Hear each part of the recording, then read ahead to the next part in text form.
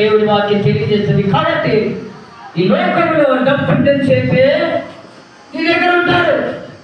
డబ్బు లేకపోయిందనుకో నీ దగ్గర ఉండరు. బలం ఉందనుకో నీ దగ్గర ఉంటారు. బలం అడిగిపోయిందనుకో, అయ్యా ఇది వరకు నీ అమ్మ తిరిగా లేదు.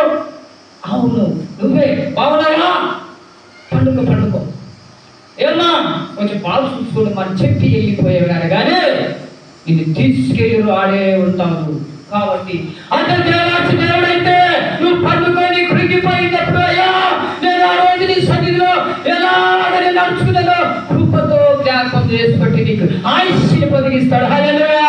కృపతో జ్ఞాపకం చేసుకుంటే నీకు ఆయుష్ని పొదిగించే గొప్ప దేవుడు. నువ్వు మంచం పట్టిన కానీ నిన్ను మంచం నుంచి లేపి నడుస్తూ పరిగెత్తు అంటాడు ఆయన. అలాంటి దేవుడు అనుకున్నాడు. అదే నరులైతే